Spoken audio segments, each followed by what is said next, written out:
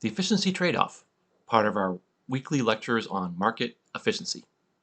This lecture starts with a quote from Supreme Court Justice Oliver Wendell Holmes, who says, "Taxes are what we pay for civilized society." In this video, we will talk about what the efficiency trade-off is. That's what I call it. Other instructors and books will call it the deadweight loss. We'll talk about where it appears in our supply and demand model and the relationship between elasticity and the efficiency trade-off. Um, the efficiency trade-off is the sacrifice that we as a society make to operate the government. People and firms, or more people and more firms, would transact in a free market, but due to taxation or some other impediment to free trade, they do not. And this means that a market with government intervention is less efficient than a market without government intervention. Now, I think I should take a minute here and explain why I don't like the term deadweight loss. I feel that this term is way too normative, that it kind of puts the thumb on the scale in terms of free trade without government intervention. In other words, if we impose taxation, it's not just a loss to the market, it's a dead weight loss, which sounds like a super bad loss.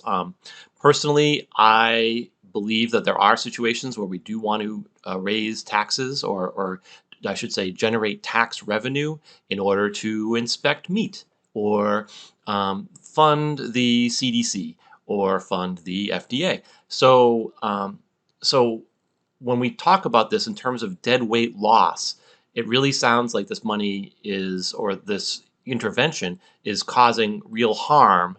And while it is causing harm to our model in the sense that it's less efficient, in another sense, what it means is that we're just making this trade-off in order to have the things we like the government to have and to do. So here is the equilibrium before a tax is imposed. And what you'll see here is you see the blue triangle marked A and the orange triangle marked B. And this is a market with no government intervention. And as you've seen in previous videos, the consumer surplus is the area marked A, the producer surplus is the area marked B, the total surplus is A plus B. Once we impose a tax, and this one happens to be a tax on sellers, we shift the supply curve left for the tax on sellers. And what we have is the price where it says P underscore seller tax is the price that the buyers pay once this tax is imposed. And then there you see the equilibrium price. And then below that, where the B triangle starts, where the orange starts, that's the price that the sellers receive.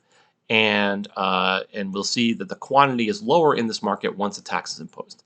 So both consumer surplus and producer surplus shrink when a tax is imposed. Now, what is this area now that appears in the middle? Let me relabel the areas here. A and D, again, are the surpluses, and we want to focus on what B, C, E, and F are. And what we see is that B and C is the revenue collected by the government, where the revenue is just the cost of the tax times the quantity of units. So that gives us the revenue for the government. But then we have this green triangle of E and F.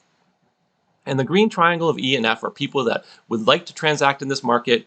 They have a little bit of willingness to pay, or they're producing at a pretty close to the market price, but they can't now due to the tax. And so this triangle E and F, these triangles E and F, are the efficiency trade-off for this market. Because we're imposing this tax, these people, E and F, these people and firms that are represented by E and F are no longer in this market, and that's a loss to the efficiency of this market. If you remember, we talked about the relationship between elasticity and the tax burden, and we said that whether suppliers or demanders have a greater elasticity, that is a flatter slope on their curve, that is an elasticity that's further away from zero, that means that they bear less of the burden. And it's pretty similar here. There's also this relationship between elasticity and the efficiency trade-off. If you look at the previous graph, I'll go back to the previous graph, you'll see that the supply curve is flatter than the demand curve. In other words, the supply is more elastic than demand. So when the tax is imposed, not only do demanders pay more of the burden, the loss is greater on the demander side than on the supplier side. So in other words, more elasticity equals less efficiency trade-off. And we see just to reiterate that it's not the fact that demanders would always bear the greater burden. Here's an example where demand is more elastic and supply is less elastic. And now you'll see that suppliers not only bear the larger tax burden, that's how big C is versus how big B is, they also incur the larger deadweight loss. That's the triangle F being larger than the triangle E. So the efficiency trade-off, sometimes called the deadweight loss, is the loss that society imposes on free markets in order to generate government revenue. And that the triangle to the right of the government revenue that's received is the trade-off, the efficiency trade-off in our model. Thank you.